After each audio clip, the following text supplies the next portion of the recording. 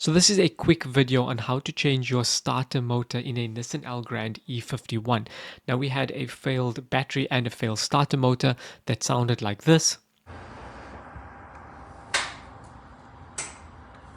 So the first thing you're going to do is disconnect the battery terminals. I've just disconnected the negative terminal. The second thing you're going to do is remove the passenger side wheel. This just gives you a bit more clearance and a bit more access to actually get under the car.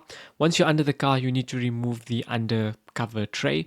That's basically just a whole lot of 10mm bolts that's just holding the cover in place. Now, if you've got a two-wheel drive, rear-wheel drive vehicle, it's a lot easier. There's no front diff to worry about. However, if you have the four-wheel drive, all-wheel drive version 3.5 V6 that we have, it's a lot more difficult just in terms of space. Now, you've got two options. One is to remove the axles and remove the diff to access it.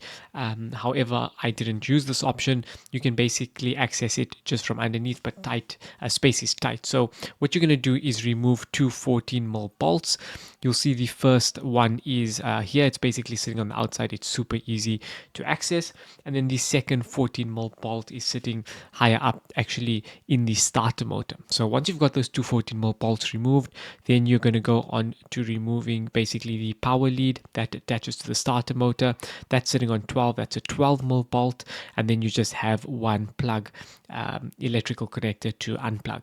And then it's just a matter of pulling out the starter motor, getting it out of the actual cavity, putting in the new one, connecting the plug, connecting your 12mm, connecting your two 14mm, and then obviously connecting your battery and putting back your wheel, and everything should be good to go.